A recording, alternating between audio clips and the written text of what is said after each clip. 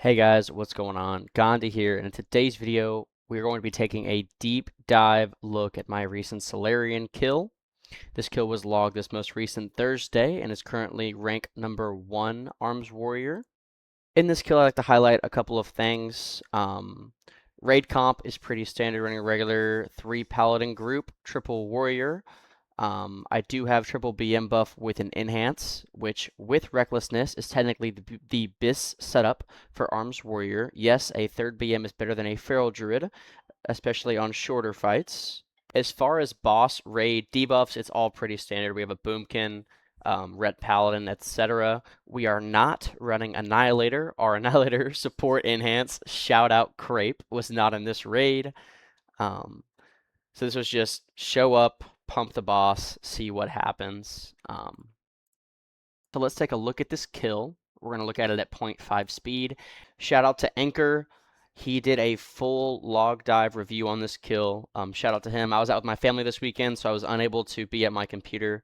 But shout out to him to doing a full deep log dive of this kill. I will not be doing that today. All I'm going to do is kind of run through my thought process on this kill, point out a couple mistakes I made. Yes, mistakes I made in this kill. And then some things I did very good in this kill. To hopefully assist any other melee, Arms Warriors, Fury Warriors, as far as any DPS goes on this fight. So let's dive right in. So starting out this boss fight, we have our Rogue doing the boss reset on Solarion. If you want a shot at 100 parsing, or if you're stuck in the 98s, 99s, to the exception of kill time, doing a boss reset basically just lowers your kill time by about 3 to 4 seconds, where your raid will be running into the boss. As you see, the boss is going to run out, do one more beam, actually almost kill our Rogue, and then she will do her reset after this set of missiles, and she will run back. Our Rogue does have a summon, so he'll just accept a summon when he drops combat, and we'll get to top him up and get him ready to go as well. We do not have pre-expose going on this boss, so our warriors do have to sunder. You'll see me do first global sunder, and then right into our second filler, which is going to be Mortal Strike.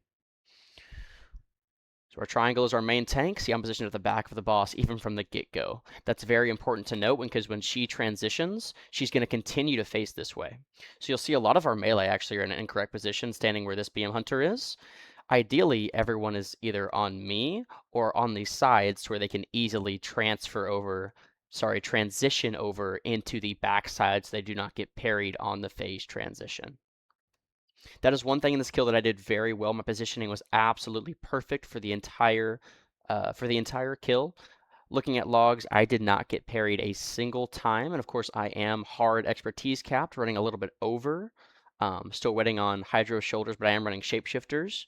So I do not get dodged, and I do not get parried, which is really, really good on a fight like Solarion when she's just doing the disco ball the entire time.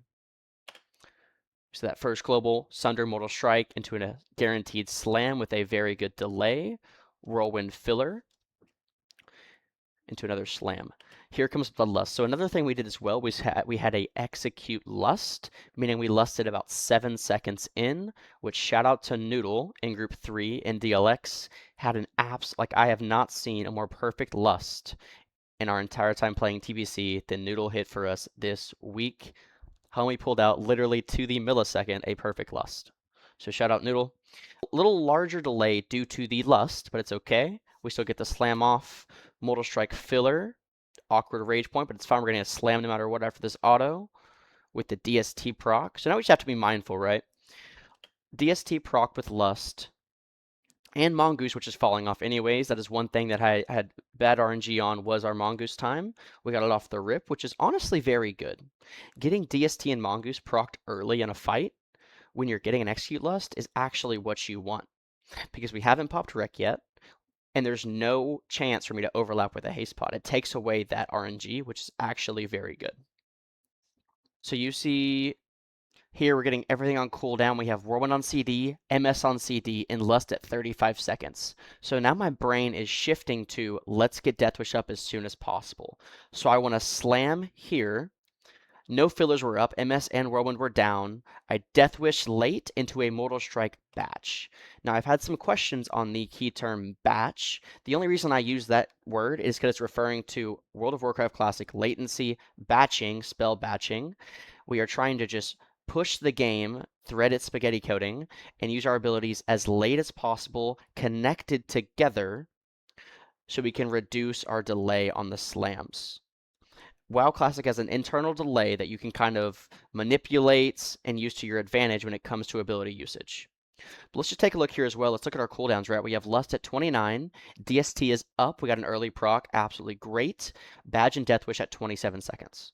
So we're kind of setting it up for our Execute Lust. And so far, our timing is great. Let's continue. MS filler into the slam. Remember that Mortal Strike was off the batch. Whirlwind very late. This was the one mistake I made in this kill. What I should have done is had no filler, had a slam, and used Whirlwind as a filler off of my DST proc. That is the only mistake. However, it does end up working out for us later on in this kill. But that's just me being nitpicky about the rotation.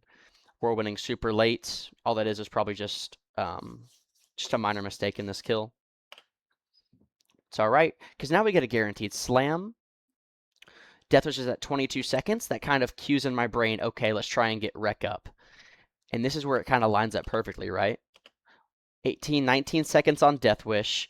You'll see Whirlwind's on cooldown, Mortal Strike is on cooldown, and everything's at 18 seconds. And so what we're going to do off of this slam is use Wreck as a filler. And at this point, I absolutely knew and had no hesitation that this was going to be a rank 1 kill. Because anytime as an Arms Warrior, you look up to the top right and you see Death Wish, Blacksmithing Chest, Badge, Wreck, Lust lined up perfectly, it is just natural flow state.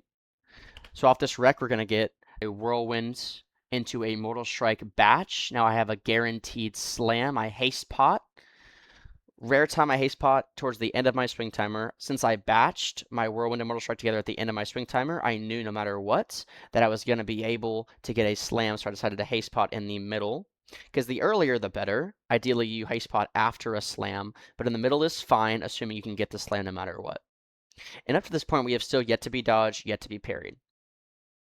Look at our positioning. Now everything's on cooldown. Now it's just bread and butter, right?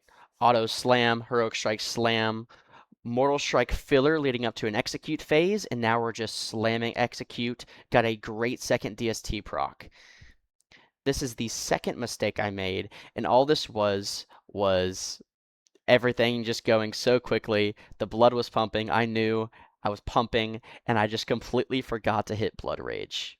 It was a stupid, silly mistake. It would have added probably 50 to 80 DPS. I also forgot to flame cap, which would have been another 15 to 20 DPS. So I could have had 100 DPS over what I had just by doing 2 easy quick fixes. And of course I had 1 or 2 rotation issues in this kill. But as we continue, just slamming execute, nothing to log dive there, just slamming one button and seeing how big the numbers jump up. 8.4k by the way, 4k, everything kind of falls off now. Squeeze in one more and boss dies.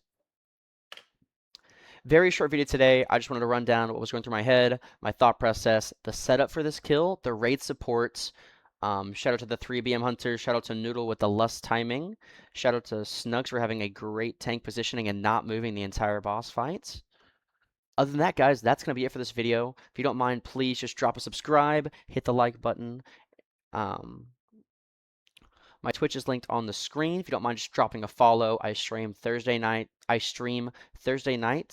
at 8 p.m. Eastern for our main Parse raid. And of course, like always, if you have any questions, please drop them in the comments or send me a DM via Discord.